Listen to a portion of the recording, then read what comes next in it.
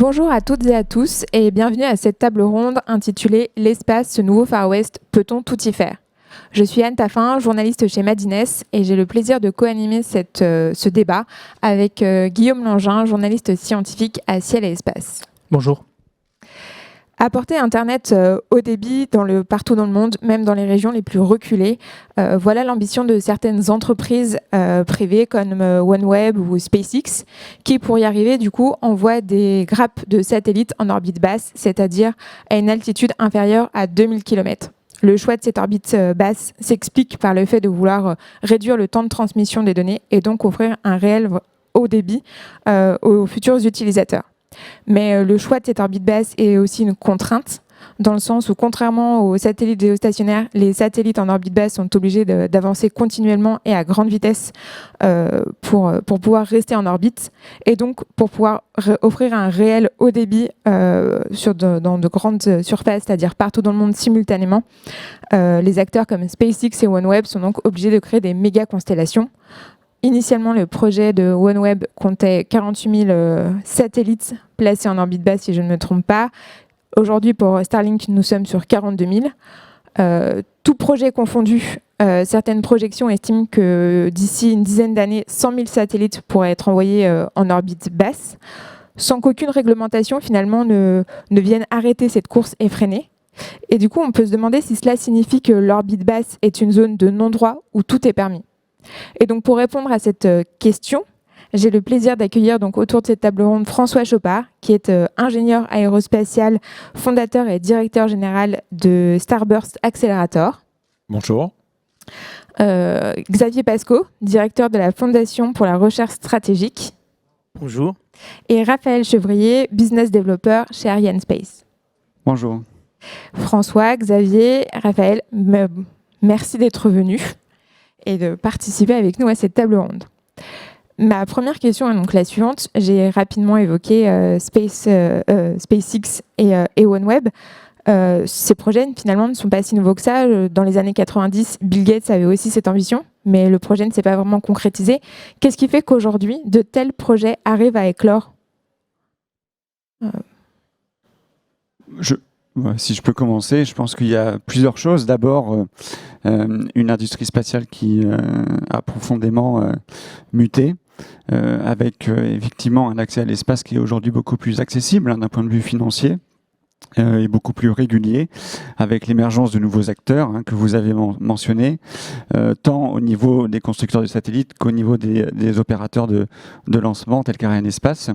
Puis vous avez aussi une demande sur Terre qui a explosé, avec notamment, je pense, aux objets connectés qui requièrent finalement une connectivité à Internet partout, très robuste, n'importe quand, y compris sur les zones reculées où il est beaucoup trop cher finalement de déployer des solutions terrestres.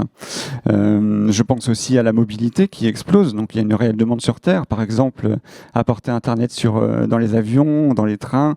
Je pense aussi au marché de la voiture autonome.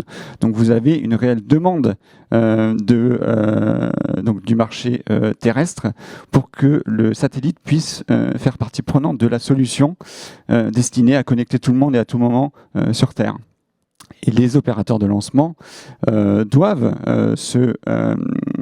s'adapter à cette forte demande. Et c'est ce qu'on fait, nous, chez Arianespace, avec une Ariane 6 qui a été en partie conçue pour déployer les constellations. Et c'est ce qu'on fait aujourd'hui avec le lanceur Soyuz. Vous avez rappelé qu'il existe une constellation OneWeb que nous déployons, en tout cas la première génération, qui sera à terme composée de 650 satellites, donc une constellation à taille un peu plus humaine que la constellation SpaceX que vous avez évoquée. Et une fusée Soyuz qui, ce soir d'ailleurs, nous sommes le 14 septembre, c'est ça? Ce soir lancera 35 satellites supplémentaires depuis Baïkonour. 34 satellites à 20h07 heure de Paris, très précisément, à suivre sur Internet.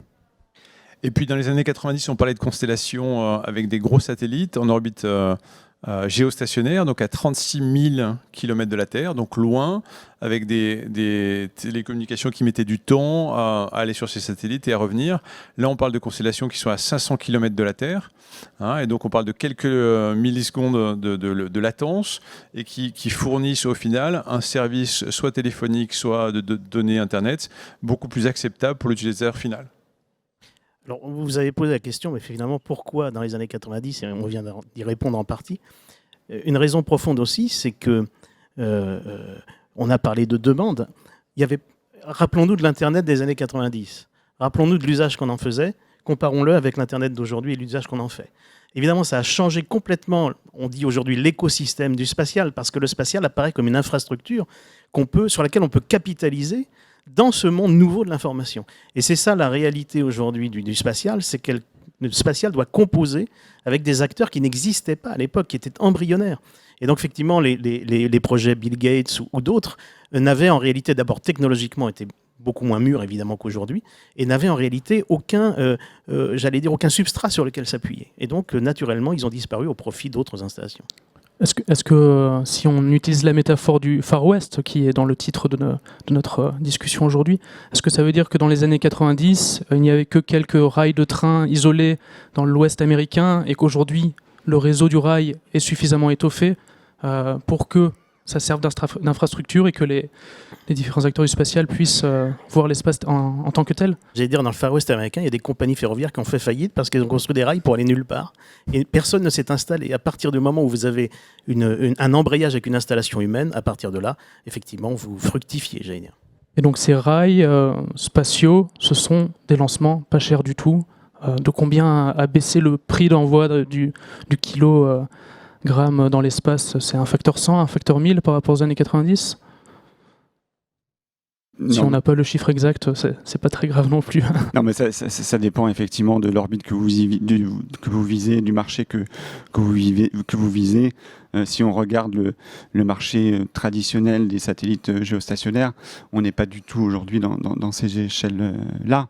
On est plus dans des facteurs 2 ou 3 de réduction des services de lancement.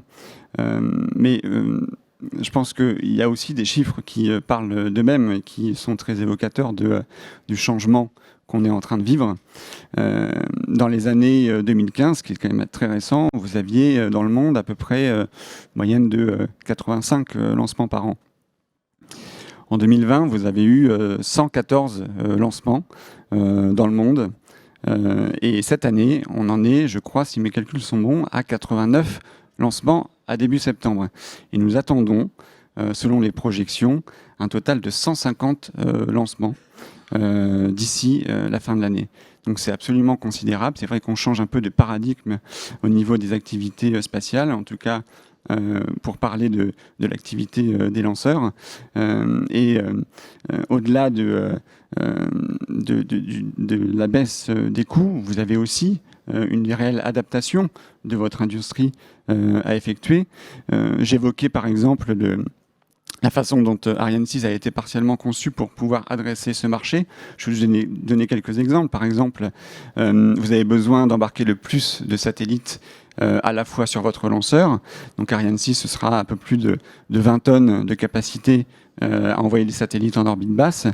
Vous avez besoin d'une capacité de rallumage de l'étage supérieur, ce que n'avait pas Ariane 5, pour pouvoir embarquer le maximum de satellites et les déposer à différents endroits de l'espace en un seul lancement pour un seul client, s'agissant des constellations. Puis vous avez aussi besoin d'avoir des réelles capacités de grandes phases balistiques, puisque ce type de lancement est généralement beaucoup plus complexe et beaucoup plus long qu'un lancement traditionnel vers l'orbite géostationnaire. Et vous avez surtout besoin d'augmenter votre cadence de lancement, puisque généralement les opérateurs de constellations, y compris celles composées de quelques centaines, voire quelques milliers de satellites, ont besoin de lancer le plus rapidement possible pour pouvoir atteindre les objectifs d'autorisation qu'ils ont reçus de, par exemple, l'ITU, l'Union internationale des télécoms. Mais sinon, pour répondre plus rapidement, on estime que SpaceX a réussi à réduire les coûts de lancement au kilo d'à peu près dans un rapport d'à peu près 10.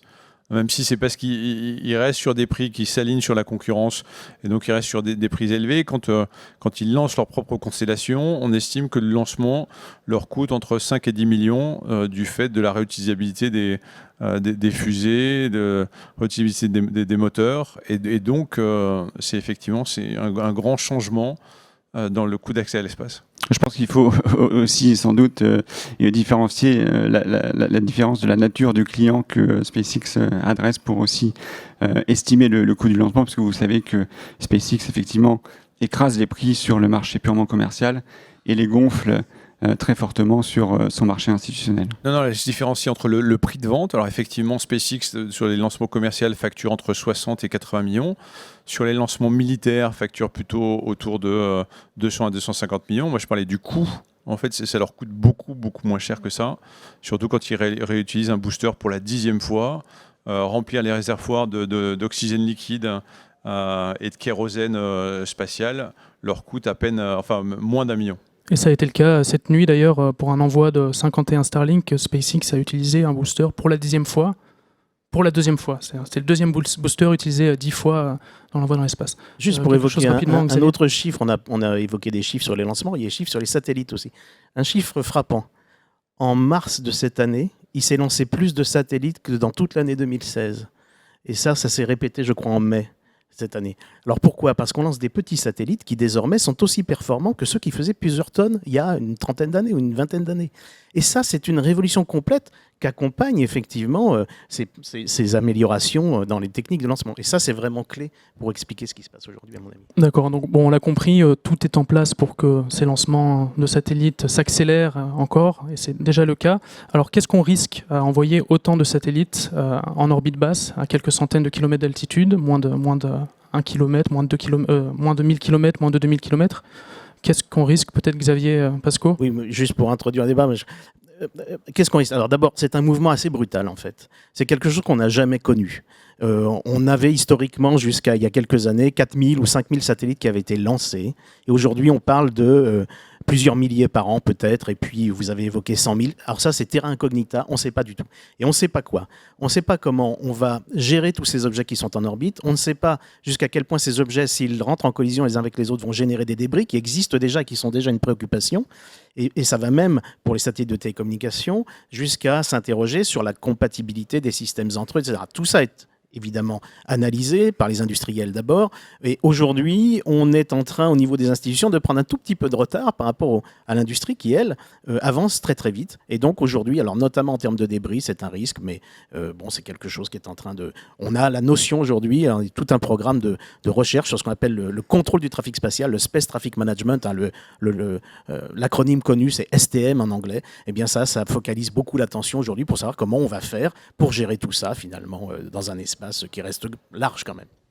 Mais c'est vrai que si on parle de débris aujourd'hui, on a eu une petite collision il y a une dizaine d'années, mais aujourd'hui, le principal facteur de débris, c'est 2 satellites qui ont explosé, un des Chinois et un des Indiens qui testaient des armes laser et autres pour détruire les satellites ennemis. Des missiles anti-satellites. Des missiles, effectivement des lasers. Donc le vrai sujet, c'est ça. Est-ce qu'il y a un sujet autour des débris ? C'est pas sûr, à condition de ne pas se faire exploser ses propres satellites. On a quand même eu une collision entre 2 satellites, Iridium 33 et Cosmos 225. C'était en 2009, je crois, qui a généré un nuage de débris.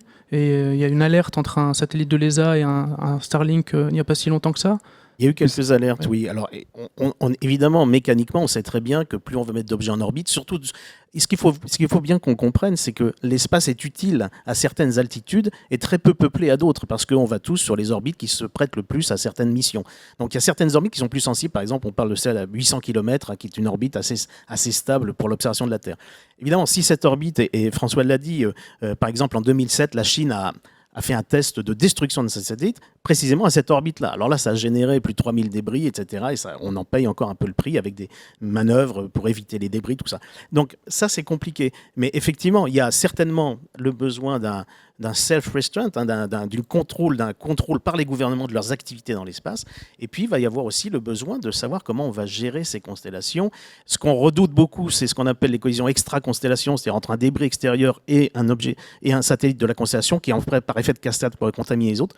Et puis, le cas échéant, mais ça on le redoute moins parce que les opérateurs sont très attentifs à ça, à ce qu'on appelle une collision intra-constellation entre deux satellites. Mais tout ça reste en devenir, j'allais dire.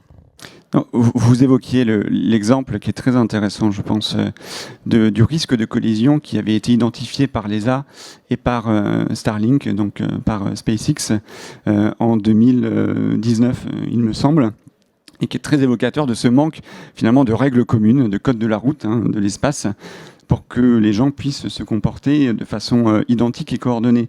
Parce qu'à ce moment-là, vous aviez par exemple SpaceX qui n'avait pas jugé que le risque de collision était suffisant pour effectuer lui-même une manœuvre de contournement.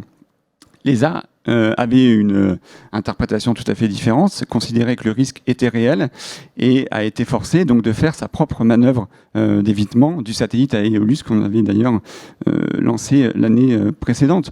Donc c'est absolument majeur que les États puissent effectivement se coordonner pour avoir une sorte de corde de la route commune ou avec des critères de danger partagés par tous. Et puis, en termes de... je voulais soulever aussi une autre problématique, un peu plus liée évidemment au lancement, c'est que nous faisons des risques de collision, principalement avec les modules habités, avant chaque lancement. Donc aujourd'hui, ce risque, il est extrêmement bien géré et d'ailleurs extrêmement faible, puisque vous avez quelques milliers de satellites en orbite. Mais si demain, vous avez, comme vous évoquiez, alors je ne suis pas sûr qu'on arrive au chiffre de 100 000, mais en tout cas des dizaines de milliers de satellites qui maillent l'orbite basse, ça pose un vrai problème d'accessibilité pour les lanceurs des orbites un peu plus hautes, de la gestion du risque. Et aujourd'hui, lorsque nous faisons des calculs de risque, nous basons principalement sur un outil qui s'appelle le NORAD, qui est un outil américain qui recense tous les objets spatiaux sur les différentes orbites. Je pense que si demain nous devons en permanence traverser ce nuage de satellites pour atteindre les orbites, il va falloir que l'Europe se dote d'une solution souveraine de recensement des objets en orbite pour que l'Europe puisse elle-même évaluer ce risque. C'est un véritable enjeu d'autonomie souverain à l'espace. Justement, vous avez parlé de nombreux risques, certains d'entre vous, d'une certaine régulation. Est-ce qu'on est obligé est-ce que c'est le moment finalement de commencer à réguler, ou est-ce qu'on peut encore attendre justement d'avoir encore des dizaines de milliers de satellites, ou est-ce qu'il faut commencer tout de suite ? Je pense que Xavier est très à même de pouvoir répondre à cette question puisqu'il travaille déjà sur ces sujets. Alors, d'un point de vue... je le disais, l'espace reste vaste. On a un satellite à Rouen, un autre à Marseille, un autre à Dunkerque. Bon, c'est pas si vaste que ça néanmoins, puisque par définition, on arrive maintenant à mesurer ces distances et à voir qu'elles se resserrent.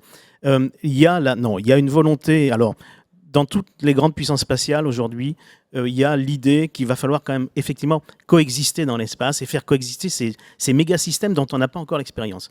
Alors après, chacun a sa stratégie. Et ça se regroupe un peu sous ce que j'appelais le Space Traffic Management, donc le contrôle du trafic spatial. La Commission européenne se saisit du sujet aujourd'hui parce qu'elle avait, vous savez, un projet de constellation elle-même et a missionné plusieurs études, dont une que nous coordonnons nous-mêmes à la Fondation européenne, une étude européenne que nous coordonnons chez nous, qui regarde quels sont les aspects finalement qu'il faut privilégier si on doit négocier ou si on doit mettre en place ce code de conduite dont on parlait tout à l'heure. Et la réalité, c'est qu'effectivement, la difficulté, c'est qu'il faut mettre en place quelque chose, il faut le préparer sans que ça ait comme effet de ruiner les efforts, on va dire, de valorisation économique de l'espace, permise par les nouvelles technologies. Donc tout ça doit se faire quand même de concert. Et on estime aujourd'hui qu'il faut commencer à préparer ça, parce qu'il faut savoir que ça induira évidemment des négociations internationales, et que dans le volet des négociations internationales, vous avez tout cet aspect économique, mais vous avez aussi des aspects gouvernementaux qui sont beaucoup plus difficiles à négocier. Donc tout ça se prépare de longue date, j'allais dire, et effectivement aujourd'hui, je dirais que l'effort européen vient à point nommé, il vient peut-être un peu tard en fait. Les États-Unis sont beaucoup plus avancés sur ce sujet que nous aujourd'hui, par exemple. D'accord, alors vous nous décrivez un effort européen. François Chopard, vous qui avez des bureaux à Los Angeles et qui travaillez pas mal avec les États-Unis, est-ce que vous faites le même constat côté américain? Est-ce que c'est une priorité, enfin une problématique, la régulation de l'espace qui gouverne un peu les États-Unis à l'heure actuelle? Ou est-ce que c'est un non-sujet là-bas, outre-Atlantique? Mais c'est un non-sujet pour moi, hein, vu de ce côté de l'Atlantique, dans le sens où je ne suis pas sûr que les Américains aient envie de négocier une certaine régulation du ciel. Hein, et on parle des Américains, on pourrait parler aussi des Chinois. Hein.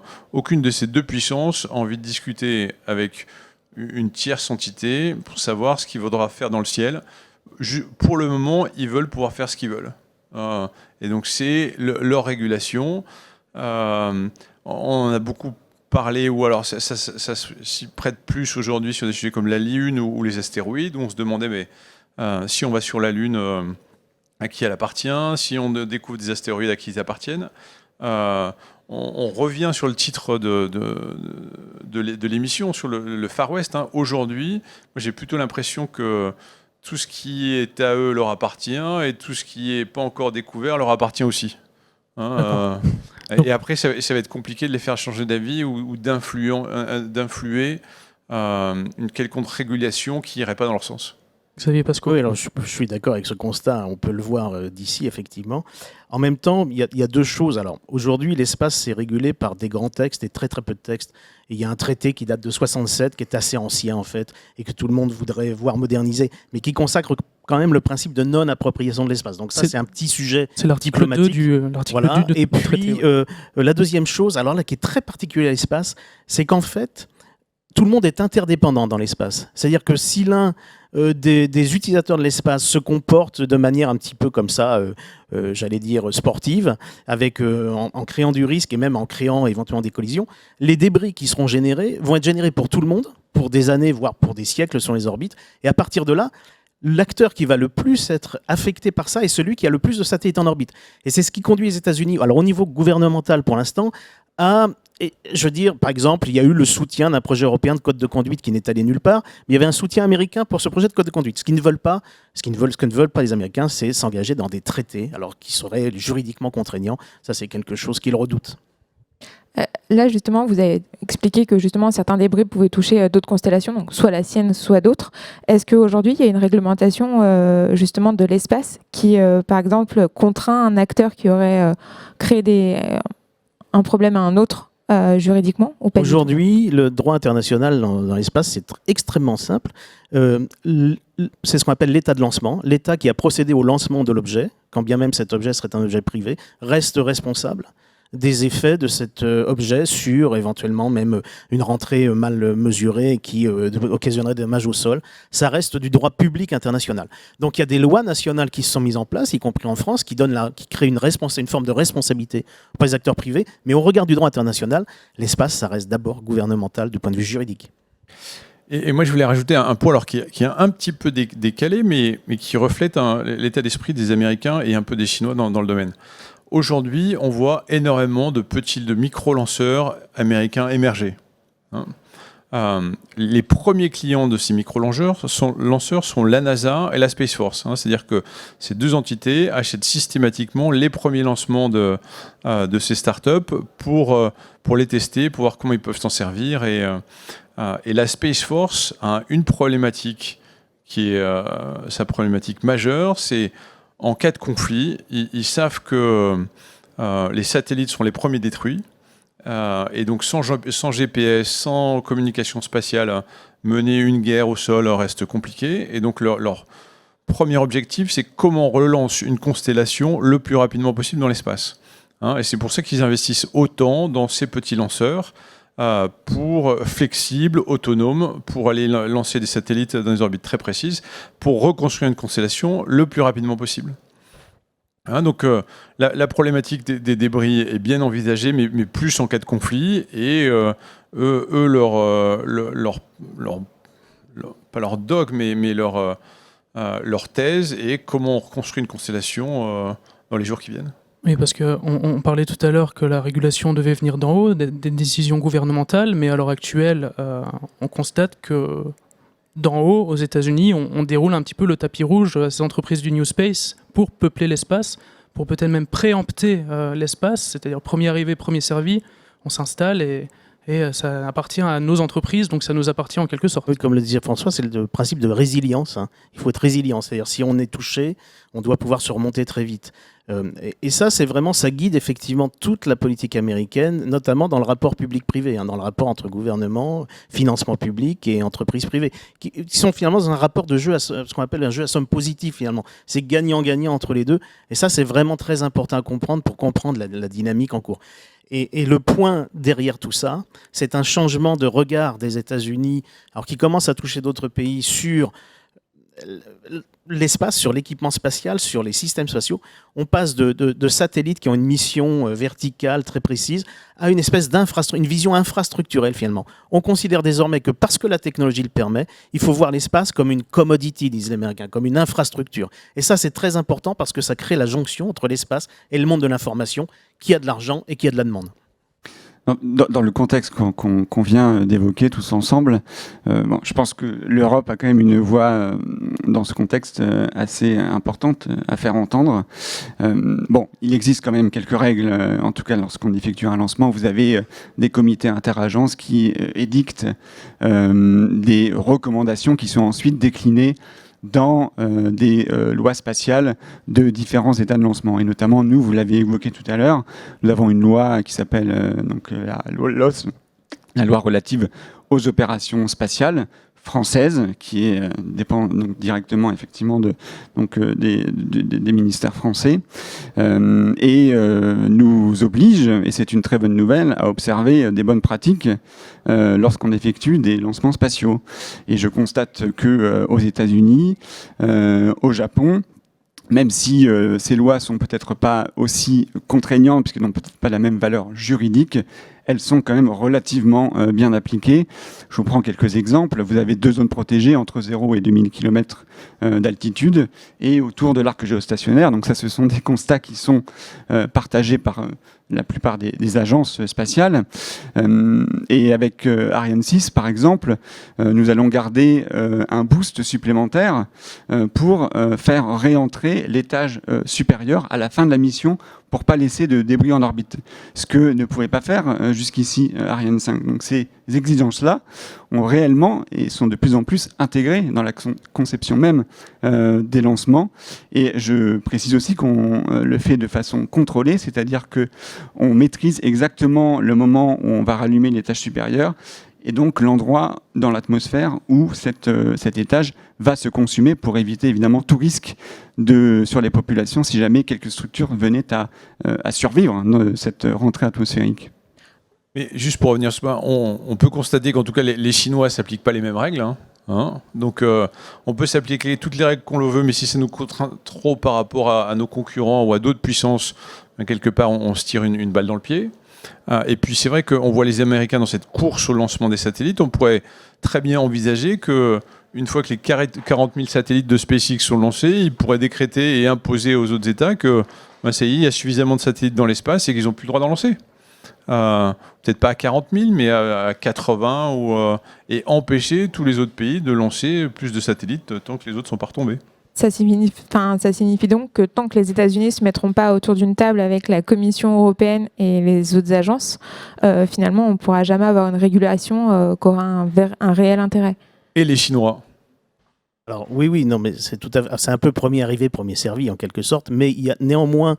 Alors, ce qu'il faut savoir, c'est que depuis 2008 à peu près, il y a des discussions qui existent entre diplomatie au niveau des Nations Unies, etc. Alors, tout ça est toujours très lent, on a toujours cette image, mais on a des Américains, des Russes, des Chinois qui se sont mis d'accord, par exemple en 2013, pour respecter un certain nombre de principes dans le cadre d'un groupe d'experts gouvernementaux qui ont été actés par l'Assemblée générale des Nations Unies, par exemple. Donc il y a quand même, je suis d'accord avec François, il y a un push inévitable. Il est clair qu'il y a 2 planètes dans l'espace. Il y a la planète américaine et il y a un peu le reste du monde. Alors avec les Chinois, effectivement, qui eux ont leur propre dynamique aussi et forceront les choses. Mais néanmoins, on n'est pas totalement quand même sans possibilité d'embrayer quelque chose collectivement. C'est très long, il faut se comprendre et c'est pas évident. l'Union européenne et l'Europe a ses intérêts à faire valoir, évidemment, a ses compétences à faire valoir, parce qu'on en parlera peut-être dans la dernière partie de notre entretien. Il y a des compétences techniques qui sont là aussi quand même. Tout ça n'est pas simple. Et il faut quand même une coexistence bien réglée, bien coordonnée. Justement, allons-y vers ces compétences techniques. À défaut de règles, de lois qui seraient décidées aujourd'hui ou demain, visiblement, ça n'est pas encore tout à fait le cas, il va falloir attendre. Est-ce qu'il y a des solutions techniques qui vont permettre de limiter les risques de collision en orbite basse, c'est-à-dire voilà, un peu le solutionnisme grâce au progrès technologique qui permettra, je sais pas, aux satellites de s'éviter en autonomie, de se nettoyer les uns les autres, qu'un satellite aille en récupérer un autre si cet autre satellite ne répond plus pour le mettre dans une zone de sécurité. Est-ce que vous voyez émerger ce genre de choses, peut-être Raphaël Chevrier? Non, nous on voit effectivement émerger un marché qui est encore balbutiant, frémissant, de la rationalisation finalement des activités en orbite, notamment avec, vous l'aviez évoqué, des satellites destinés à faire de l'in-orbit servicing, donc du service en orbite. On a lancé l'année dernière un petit satellite qui s'appelait MEV, Mission Extension Vehicle, de Northrop Grumman, destiné à aller s'accrocher à un satellite en fin de vie. Parce que vous savez que finalement, en orbite géostationnaire, les satellites ont besoin d'utiliser toujours un petit peu de carburant pour pouvoir maintenir leur position orbitale, lui donner une sorte d'impulsion supplémentaire pendant 5 années pour que le satellite puisse continuer à délivrer ses services sur Terre et puis ensuite se dédocker et s'amarrer à un autre satellite en fin de vie sur l'arc géostationnaire. Donc là, on le voit, ce marché aujourd'hui qui est en train d'émerger principalement sur l'orbite géostationnaire, qui pourrait, avec l'émergence des constellations de satellites, se déporter sur l'orbite basse. On peut imaginer tout sur ce type de service. On peut imaginer à terme faire de la réparation de satellites qui tombent en panne, de la désorbitation de ces satellites, puisqu'évidemment, quand vous avez des constellations composées de milliers ou de dizaines de milliers de satellites, vous allez évidemment avoir des satellites qui vont tomber en panne. Donc il va falloir soit démontrer que ces satellites peuvent se désorbiter tout seuls, soit envoyer des espèces de solutions externes pour pouvoir nettoyer l'espace. Et à ce sujet, les satellites de la méga constellation OneWeb, j'ai lu qu'ils étaient dotés d'une poignée déjà pour se faire saisir dans le futur. C'est le cas des satellites lancés actuellement ou ce sera pour la génération future? Non, c'est le cas aujourd'hui. Les constructeurs a prévu donc des poignées pour à terme, si jamais ce marché émerge réellement, de pouvoir désorbiter ces satellites. Et puis on peut... je pense qu'il est important de rappeler que ce marché est émergent, mais il se fera nécessairement qu'avec le concours de la puissance publique, puisqu'aujourd'hui, le client de ces opérateurs de satellites nouvelle génération sont principalement la puissance publique, à même de créer des partenariats publics-privés. On l'a vu en Europe avec l'Agence spatiale européenne, l'ESA, qui a finalement créé un PPP avec un contrat de 86 millions d'euros avec la start-up suisse ClearSpace pour un satellite de démonstration de désorbitation dans l'espace. Juste pour revenir, c'est vrai que augmenter la vie d'un satellite qui vaut 500 millions de dollars, qui pèse 3 tonnes en orbite géostationnaire, ça a du sens. Augmenter la vie d'un satellite qui pèse 12 kg à 500 km d'altitude, c'est moins rentable. C'est moins cher d'envoyer du neuf. Exactement. L'une des solutions, c'est de rajouter des petits éléments de propulsion à ces petits satellites pour leur permettre de bouger un petit peu, alors d'aller à leur orbite de manière plus précise et de bouger et pouvoir éviter. Et puis ensuite, une fois qu'ils ont fini d'être utilisés, se rediriger vers le bas pour être brûlés dans l'atmosphère. Ceci dit, ça a un coût. Donc effectivement, si on ne les oblige pas à intégrer cette propulsion, ils ne le feront pas ou pas forcément. En attendant, effectivement, ça génère un risque. Et pour les satellites qui tombent en panne, en fait, qui ne s'allument même pas, je crois que ça existe. Starlink a un taux de réussite de 90% et quelques, mais parmi 42 000 satellites, 10% de satellites qui tombent en panne, ça fait quand même des milliers de satellites morts avant même d'avoir fonctionné. Est-ce que... Oui. C'est aussi une des raisons pour lesquelles Starlink sont positionnés aussi bas en altitude à 550 km, ce qui gêne d'ailleurs quelques observations astronomiques. On n'a pas pu c'était inviter l'astronome aujourd'hui, la pièce était trop petite, mais effectivement cette communauté est assez inquiète également. Voilà, mais c'était aussi en partie pour répondre aux exigences de la FCC américaine de démontrer en cas de panne une désorbitation rapide, ou en tout cas la plus rapide possible, des satellites Starlink. Tout à l'heure, François, donc vous avez évoqué certaines solutions. Chez Starburst, est-ce que vous avez justement des solutions comme celle-ci, ou est-ce qu'au contraire, vous avez l'impression que les Space Tech s'intéressent à d'autres sujets, et si oui, lesquels ? Alors oui, on a quelques solutions. On a investi dans une startup qui s'appelle OrbitFab, qui développe un réseau de stations-service dans l'espace, et donc qui, à court terme, a développé une sorte de petite valve d'accrochage pour justement transférer un liquide d'un satellite à un autre. Donc ça, c'est pour, on va dire, faire le point de satellites, pour leur redonner du carburant et continuer à faire marcher leur moteur. Après, il faudra voir sur quel type de satellite ça peut s'appliquer, quelle taille, et ainsi de suite. On a investi dans quelques satellites qui développent de la propulsion, donc des petits moteurs à eau principalement pour justement faire bouger ces satellites.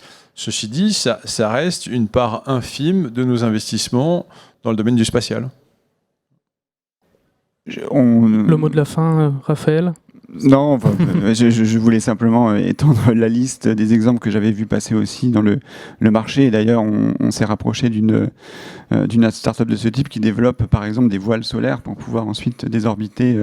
Donc là, c'est de la démonstration sur des CubeSats, désorbiter donc des petits satellites de façon naturelle et rapide grâce aux particules envoyées par le Soleil. Le principe d'une voile solaire étant d'augmenter la surface collectrice d'un satellite, et il va freiner davantage et plus rapidement pour redescendre plus vite dans l'atmosphère et se consumer.